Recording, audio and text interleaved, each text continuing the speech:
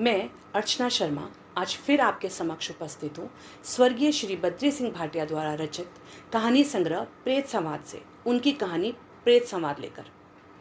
सुबह कांशिया नहा धोकर जब पूजा में बैठा तो उसका मन नहीं लगा। एक छाया सी सामने आती और चली जाती। उसने अपने गुरु का स्मरण किया जो अब इस दुनिया में नहीं है, और फिर आचमन कर पूजा आरंभ की। सांचा विद्या के दो पासे भी फेंके, मगर मन भटका ही रहा। अपने कुलिष्ट कुलजा और अपनी विद्या देवी का स्मरण कर वो पूजा के कमरे से बाहर आ गया। बरामदे में आकर उसने खारचा खींचा और बैठ गया। बड़ी बहू को आवाज दी कि वह चाय लाए। बहू कुछ काम कर रही होगी, सो पत्नी चाय का गिलास लेकर आई। उसने गिलास पकड़ा और चाय सुड़कने लगा। पत्नी पास ही बैठ गई। वो जानता है कि जब भी पत्नी यूं पास बैठती है उसे कुछ खास कहना होता है। उसने उसकी इस प्रक्रिया को जान हुंकारा भरा। वो क्या है कि रेशमी की हालत ठीक नहीं है। सुना है सोजा वोजा पड़ गया है। और तो क्या अब कब को रहेगी वो? 7 खसमी है, कांशिया बोला। लो जी, एक जान संसार से जाने वाली है और आप? अच्छा और बोल, आज मेरा मूड ठीक नहीं है। कर मर जाएगी तो लकड़ी डालने चले जाएंगे, और ठीक हो जाएगी तो हाल पूछाएंगे।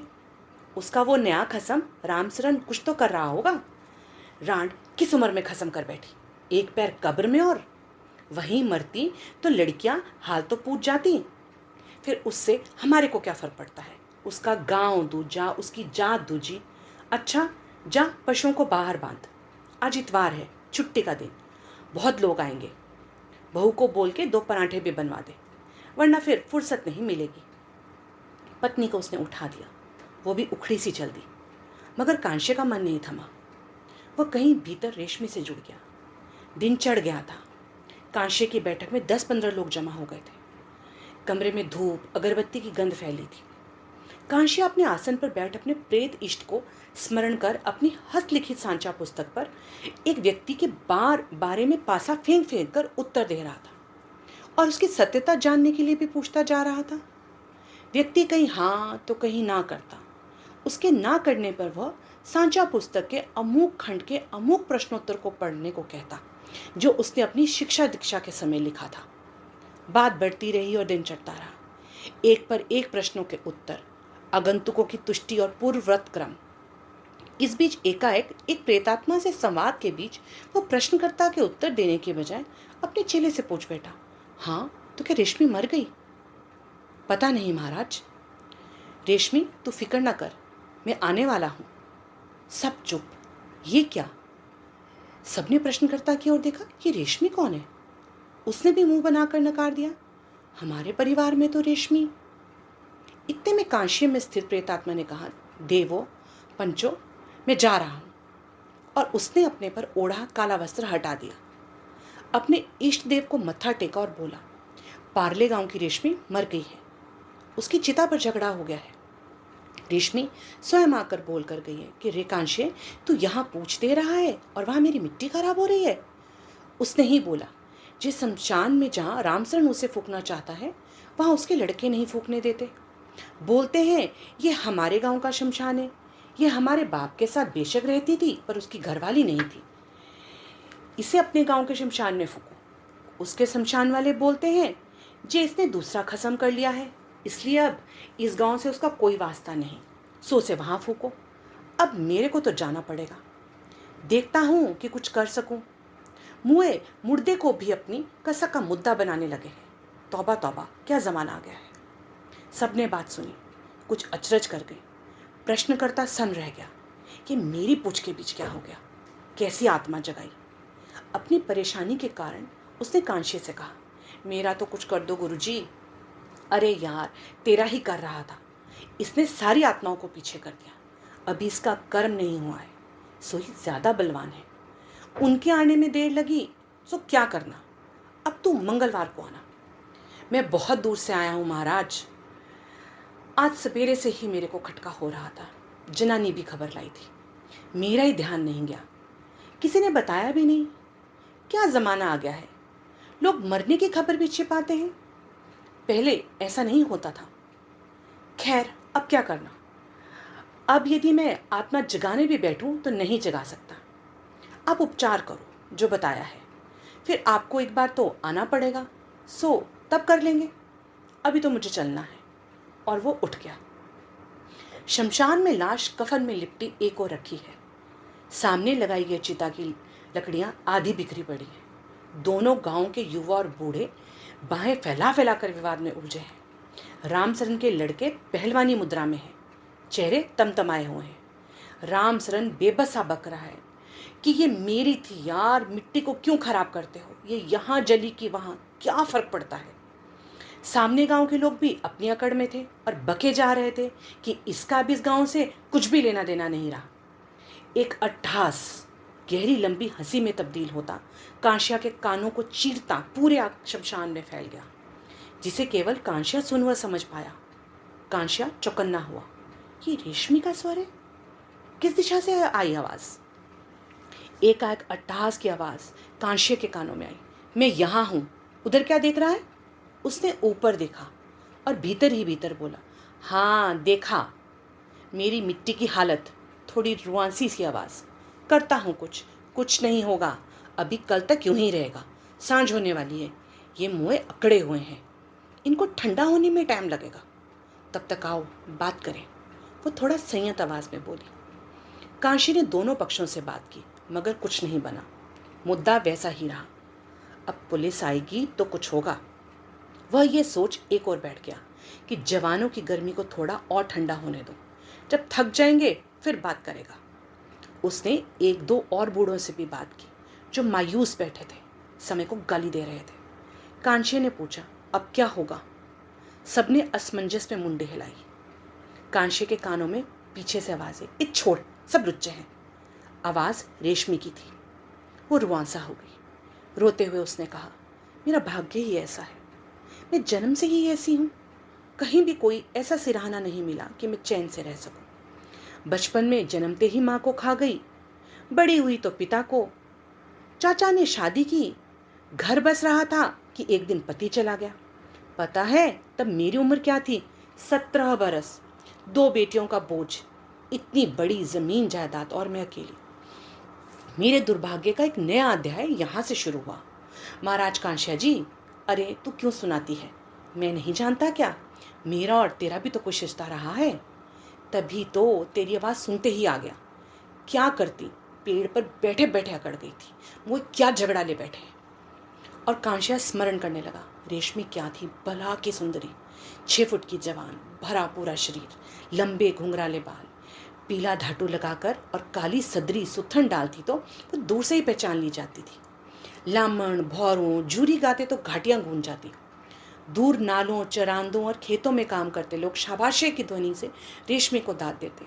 मनचलों के दिल पर छुरी चलती और वे रश्क करते उसके पति से कि देखो भाग्य, रेशमी इसके काबिल नहीं थी। कहाँ ये 14-15 की छोरी और कहाँ वो 40 साल का खुसट। तीसरी बार दूल्हा बना, मुआ ठीक होता तो पहली 2 को संभाल कर रखता, मगर। और एकाएक एक दिन रेशमी का पति चल बसा। कच्ची उम्र में विधवा होना, वो अपनी लंबी उम्र और बच्चियों को देखती तो गले में फंसा महसूस करती। 11-12 दिन तो रिश्तेदार वगैरह कटा गए। इस बीच अनेक फैसले हुए, इतनी जायदाद और पहाड़ से जिंदगी, इस पर 2 बेटियां, क्या होगा? दूसरा खाविंद करे भी तो कैसे? हिसाबी इस फिराक में है कि ये दूसरा घर करे तो वे हकदारी का दावा कर जमीन अपने नाम करा ले। रेशमी का दोहरा मन। वो एक दिन बोल पड़ी, नहीं वो यहीं रहेगी। वह भी कह गए थे कि ज़मीन टब्बर वालों को नहीं देनी, लड़कियां भी लड़के ही हैं। सो उसकी घोषणा के तुरंत बाद वह टब्बर वालों की सूची में दुश्मन हो गई। इस बीच 1-2 ने समर्थन भी किया कि वे गांव के हैं, सो ज़मीन में हलवल चला लिया करेंगे, पुआरा वगैरह करके सारे काम हो जाया करेंगे। पति के मृत कर्म खत्म हुए और रेशमी की रसोई में गांव के एक जवान की बैठक जमने लगी। किसी न किसी बहाने, संतराम नाम था उसका, गांव में संता के नाम से प्रसिद्ध, जवान तगड़ा था। गांव के चौराहे हाट घराट पर ताश का शौकीन, घर पर काम के नाम पर नील बटा। रेशमी के घर पर आने जाने और उसकी ज़मीन में काम करने से गांव में जहाँ तहाँ उसके चरित्र पर बात उठने लगी। वहाँ ये भी कहा जाने लगा कि चलो मुआ कुछ कमाने तो लगा। रेशमी चुप सुनती रही, क्योंकि उसे एक सहारे की ज़रूरत थी। धीरे धीरे रेशमी के चेहरे पर से वैधव्य का पर्दा हटने लगा। वो थोड़ा निडर होती गई। संतराम के साथ जीवन की एक और पायदान चढ़ गई, परंतु ये काफ़ी समय तक नहीं चला। धार ढलान नेवल से होती बात एक दिन संतराम की पत्नी के मायके तक पहुंच गई। वहां पर चर्चा चली। यह तय हुआ कि रेशमी को कहा जाए कि वह संतराम की पत्नी को भी अपने घर रखे और विधिवत विवाह करे, वरना इधर गांव में संतराम की पत्नी पहले ही भड़की हुई थी।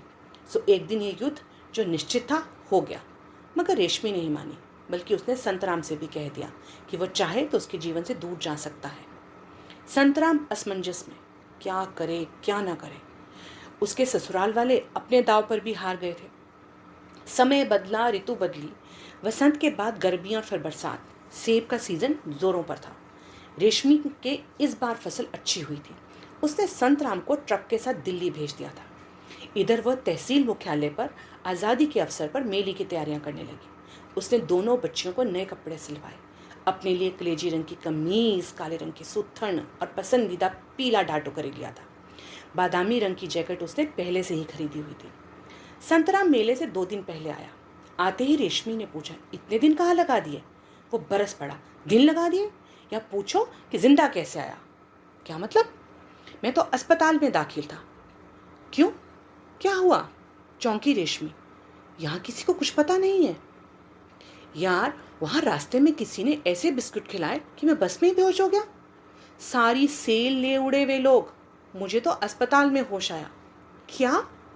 रेशमी के मुंह से निकला। पर तेरे साथ तो वो नीचे वाले लोग भी थे ना, तू कहीं झूठ तो नहीं बोल रहा? रेशमी, विश्वास करो, ये सच है। मगर रेशमी के मन में कहीं ये बात घर कर गई थी कि संतराम ने पैसे डकार लिए हैं। तभी उसने अपने ससुराल वालों को उसके यहाँ भेजा। वो बड़ी मुश्किल से अपने पर काबू रख पाई। बड़ी देर तक सोचती रही।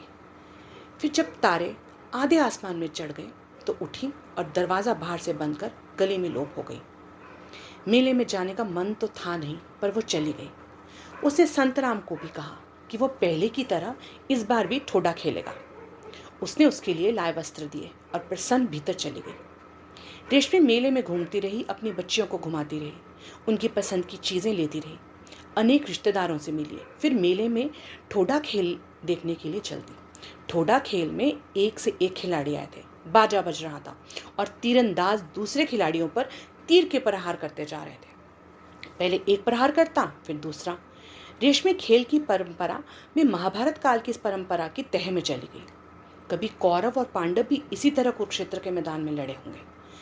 तब एक दूसरे के योद्धा खेत रह जाते होंगे। इस युद्ध में षड्यंत्र भी हुए थे। वो सोचती जा रही थी कि उसके कानों में एक चीख गूंजी। वो चौंकी। उसके आगे संतराम जमीन पर गिर गया था। उसके तीर लगा था। चीख से भगदड़ मच गई। लोग एकदम इकट्ठे हो गए। क्या हुआ, किसने किया, और हक्का बक्का वो क्या उत्तर दे? वह तो अपने विचारों में ही खोई थी। खेल रुक गया। खेल का बाजा थम गया। क्या हुआ कहते सभी टांगों में पट्टी बांधे तीरंदाज खिलाड़ी भी घटनास्थल पर आ गए। एक ने संतराम की छाती से तीर खींचा।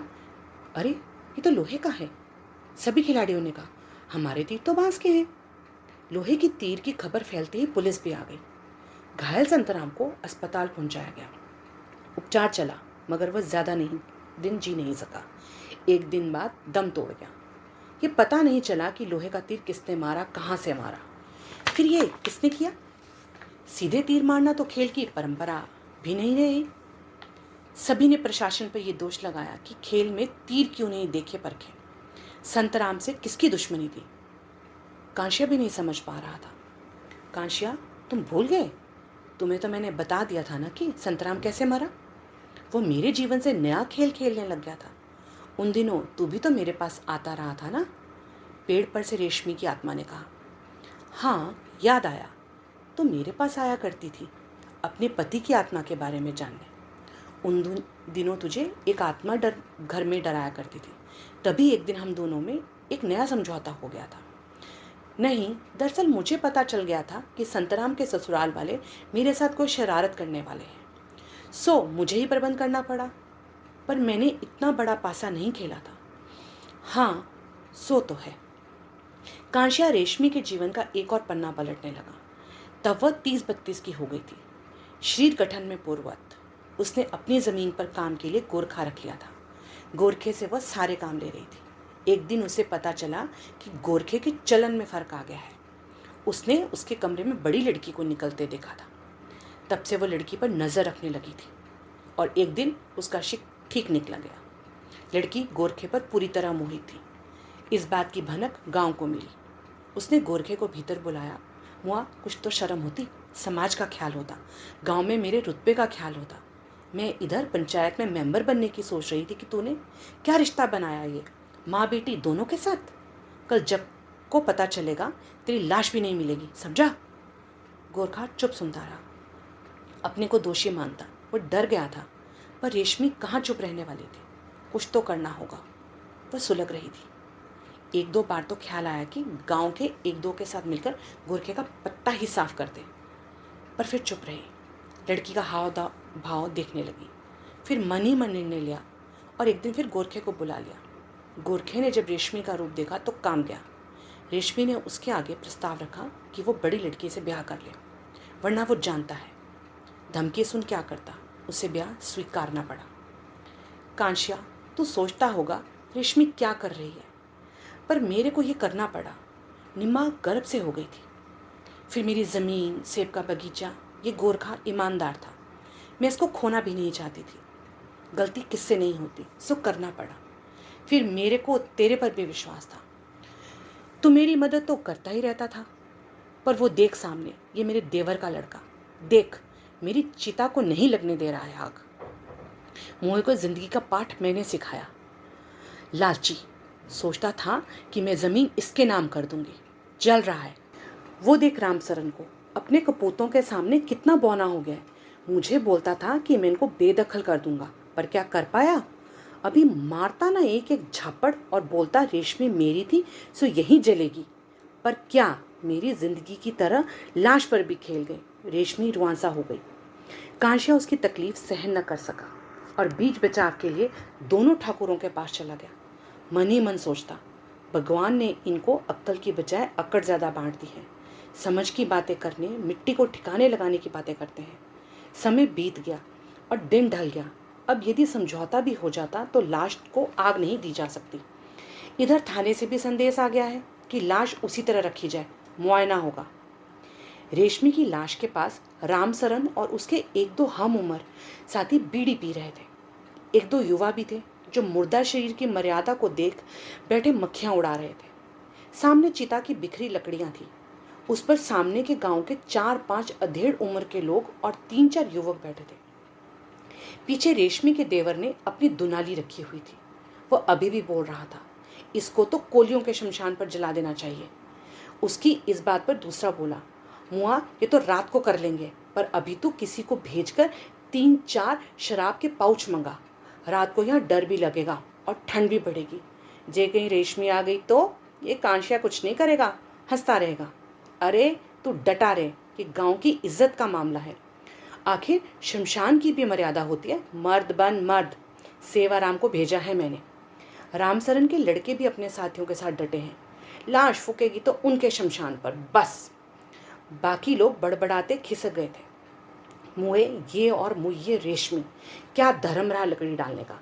जिंदगी भर भी सुख से नहीं रही, मरने पर ये बखेड़ा कर गई। कांशिया अपनी जगह से उठा और रामसरन के पास आया। उसने पूछा कि ये सब कैसे हुआ। रामसरन मरियल से आवाज में बोला, अरे वो दिवाकर है ना, लुच्चा, मर गया भांजी। हम लाश बांध रहे थे, गांव के सभी लोग आंगन में इकट्ठे थे। वही कपाल क्रिया और मुखाग्नि की बात छेड़ी किसी ने। इस पर अपने अपने जवाब थे सबके। तब वही बोल मारा कि इसका तो क्रियाक्रम उन लोगों द्वारा होना चाहिए क्योंकि ये उस गांव की ब्याही हुई थी। रामसरन के घर तो अपना आखिरी टाइम काटने आई हुई थी। पता नहीं किसने ये बात पहुंचा दी और वे अकड़ गए। फिर इसके दोनों जवाइयों को भी स्नेहा भेजा, पर वे भी नहीं आए। फिर 2 घंटे तो ऊपर ही लड़ते बीत गए। तब ये सोचकर लाश यहाँ ले आए कि गांव के बच्चे रोटी तो खा ले, मुर्दा गांव में पड़ा रहा तो किसी के घर में खाना नहीं बनेगा। भाई कांशिया, ये सारा मामला जायदाद का है। इस साली ने अपना सब कुछ तो दे दिया जवाइयों को। जब उन्होंने लात मारी तो पड़ी रामसरन के पल्ले। अब न तो इसको कुछ मिला न उसके देवरों को। तब बनी ये बात। एक गांवी ने अपनी टिप्पणी की। पर मुँह मिट्टी तो ठिकाने लगानी पड़ेगी ना, कल बांस फट जाएगी। कांशे ने कहा, रात को देखेंगे, इन नशेड़ियों से भी बात करेंगे, फिर यहीं कहीं किनारे में जैसे लगाकर कर देंगे। एक जवान ने कहा, वो कैसे होगा? अरे सब होता है, शराब के पाउच मंगा दिए, इकट्ठे पिएंगे, फिर दोस्ती कर लेंगे। और पुलिस का? कांशे ने अपना शक जाहिर किया। और इसका मरण करम? एक ने कहा, हाँ सो तो है, पुलिस को बता देंगे, या चलो रात को समझौता कर सवेरे जला देंगे। ये भी हो सकता है, यूं भी सूरज छिपने के बाद दाग नहीं होते। एक ने कहा, अरे दाग नहीं होते, क्या जिंदगी रही इसकी, तेरे को तो मालूम है। चूंकि शमशान गांव के बाहर खड्ड में था और सर्दियों के दिन थे, सो खड्ड का पानी अपने साथ ठंडक लाने लगा। पास में कोई लकड़ी या उपले तो थे नहीं जिसे आग जलाई जाती और रात काटने का इंतजाम होता। बस थी तो चिता की लकड़ियाँ। सेक की तलब सभी को हो रही थी। जवान भी उठे और आग सेकने का प्रबंध करने लगे। एक ने रेशमी के देवर को आवाज़ दी कि अब लाश तो कल ही जलानी है, सो यहीं आग ताप लो, झगड़ा वगड़ा कल देखेंगे। क्यों नाराज बैठा है, ये समझौता शुरू करने का एक शस्त्र भी था, पर वो नहीं आया। चिता की लकड़ियों के ताप पर किसी ने एतराज़ नहीं जताया। आग भभक उठी। कांशिया ज़रा ऊँगने लगा तो उसके कान में आवाज़ आई, कांशिया ठंड लग रही है, तेरे लोहिए में आ जाऊं? रेशमी, तू तो प्रेत बन गई है, तेरे को ठंड कैसी? अरे तू नहीं जानता, तुम लोगों ने जलाने के बाद जो यहाँ कपड़ा चढ़ाया था उसी से तो तन ढांपा था मैंने। यदि तू नहीं माना तो मैं घुसूं अपने शरीर में। मैं आई नीचे, अपना लोहिया खोल, वहाँ बैठूंगी, तेरे से बात भी करूंगी। यहाँ पेट पे तो ठंड लग रही है। पर मरजानी, कोई शरारत नहीं करना, तू चालाक ज़्यादा है। कांशे ने अपना लोहिया खोला और फिर आग तापने लगा। रेशमी की आत्मा उसके पास आ गई थी। आग तापती वो चुप रही। लोग अब उसके मिट्टी हुए शरीर की बात करते करते राष्ट्रीय और राज्य स्तर की, गांव की राजनीति की बातें करने लगे थे। बीच बीच में समय के चक्र की बात कि देखो क्या समय आ गया है, आज मुर्दा जलाना भी मुश्किल हो गया। खाना तो खाया नहीं जाना था, सो शराब का दौर चलने लगा। एक दो युवकों ने रेशमी को देवर को मना लिया कि वह आग तापने चल पड़े। फिर रामसरन के लड़कों को भी वहीं बुला लिया और सभी आग तापने लगे। बीच बीच में शराब के पाउच भी पीने लगे। रेशमी फिर बतियाने लगी, कांशिया क्या ज़िंदगी रही मेरी, क्या सोचा था, लोगों ने मेरे जीवन के साथ क्या क्या खेल खेले। दुख तो आज इस बात का है कि इतने पाप मैंने किए तो एक बात के लिए मैं सुहागन मरना चाहती थी, पर कोई मर्द इस गुर्दे का नहीं मिला कि मुझे रख सकता। हट फिर कर दो ही बातें उसके पास होती। मैं शरीर तो इसलिए दे देती थी कि इसमें मेरी भी ज़रूरत थी, पर ज़मीन के लिए तो गहरे विश्वास की ज़रूरत थी। और देख मेरा विश्वास कब टूटा, जब मैंने अपनी ज़मीन उस गोरखे और निम्मा को दे दी। और वे कैसे किनारे हुए? मैंने तो सोचा था कि ये मुआ गोरखा नेपाली है, यही मर खप जाएगा, पर उसने भी किनारा कर लिया। वो बोलता था, तूने जो ज़मीन का बड़ा हिस्सा छोटी को दे दिया है, कानी बांट कर गई है तू। कांशे ने बताया, हाँ कानी तो है, पर इसमें भी एक राज है। वह मेरे गहने मार गया था, फिर मेरी देखरेख में भी गड़बड़ करता था। लड़की मेरी कम और उसका ज़्यादा सुनती थी। वो इतनी चालाक थी कि उसने गोरखे को पूरे कब्जे में कर रखा था। वो उसके बिना एक कदम नहीं रखता। मैं जब भी बुलाती निम्मा साथ आती। उससे मैंने अपने हिस्से की ज़मीन इस विश्वास पर छोटी को दी कि ये हमारे अपने हैं, मेरा दर्द समझेंगे। पर ज़मीन लेते ही छोटा जवाइन भाग गया। लड़की ने भी आना जाना छोड़ दिया। मेहनत मजदूरी आई मेरे हिस्से, मेरा वो शरीर टूटता टूटता लकड़ी बन गया। मैंने सबसे कहा, मोए मेरी जवानी से तो खेले, मेरा अंत समय ही कटा दो। अभी भी मेरे पास घर है, बीघा पर ज़मीन है, वो दे दूंगी। सेब के पेड़ हैं, पर कोई नहीं आया। फिर एक दिन बुखार में तपती मरी जा रही थी, 2 दिन से रोटी नहीं खाई थी, तो इस रामसरन को बुलाया। ये भी अकेला ही था। इसने मेरा साथ दिया। भगवान इसको खूब देगा। देख मैं भी क्या उल्लू हूँ, अब क्या देना, 3-4 साल बाद तो चित हो जाएगा ये भी। पर याद रख, ये धर्मराज के पास मेरी गति ठीक नहीं हुई तो मैं वहाँ इसी का साथ मांगूंगी। इसने ठीक से बिताई मेरे साथ। पर यहाँ भी तूने वही किया जो और जगह करती थी। हाँ, इसको पहले रोटी की ज़रूरत थी, सो पका देती थी, प्यार से खिलाती थी, ऐसी साफ सुथरी जैसी इसकी अपनी पत्नी खिलाती थी। फिर कभी इसमें कुछ तपत आती तो उसका सुख बांट लेती। कांशिया, मैंने एक खाली कागज़ पर दस्तखत कर रखे हैं, इसको नहीं पता, बाद में तू बता देना। चाहेगा तो मेरा घर, बची हुई ज़मीन अपने किसी के नाम कर देगा, जिसको चाहेगा। पर ये देख क्या बोल रहा है ये, मेरा देवर यहीं फूंक देगा मेरी लाश। ठहर, मैं अभी घुसती हूँ अपने शरीर में और खाती हूँ उसका कलेजा। वो गुस्सा आ गई थी। अब आग ज़रा नरम पड़ी तो कांशी ने एक लड़के से कहा, अरे लकड़ियाँ आगे कर दे। लड़का चौंका, वह ताप और नींद के बोझ से ऊँग रहा था। उसने लकड़ियाँ आगे की, ताप बढ़ा। फिर कांशी को संबोधित कर बोला, ताऊ तू बीच बीच में बड़बड़ाता क्यों है? किसी प्रेत से तो नहीं बात कर रहा? आज यूं भी तेरे मज़े हैं, कोई सिद्धि तो नहीं कर रहा? नहीं रे, ऐसे थोड़े ही होते हैं ये काम। अच्छा, मेरे को सिखा देगा? पहले तू मेरे घर आना शुरू कर, तेरा गुर्दा तो देखूं पहले। वे बतिया रहे थे। रात बढ़ रही थी। दोनों पक्ष नशे में धुत थे। इस बीच एक लड़खड़ाता हुआ उठा और चिता चिनने लगा। चिता चिनने के बाद एक और उठा। उसने बड़े बड़े लठ बदलने शुरू किए और चिता के गिर्द खड़े कर दिए। यह सब मूक यांत्रिक हो रहा था, क्योंकि इस संबंध में कोई बात नहीं हुई थी। फिर दोनों ने इशारा किया और लड़खड़ाते लाश उठाई और चिता पर रख दी। जितने में रामचरण कुछ कहता, उन्होंने अलाव में से लकड़ियां उठाई और मुखाग्नि दे डाली। घी का डिब्बा कुछ आग पर, कुछ रेशमी के मुंह पर डाला। पता नहीं मुंह में पड़ा भी कि नहीं। आग भभकने लगी। सारे नशेड़ी उठते धुएं की धार को देख रहे थे। दोनों युवा बांस के डंडे लेकर लाश को ठोर ठोर कर जलाने लगे, बड़बड़ाते, साली क्या गुल खेला गई। फिर पीछे हटे। एक पौध से थोड़ी सी शराब पी, जो बची लिफाफे के समेत चिता में डाल दी। ले साली तू भी पी।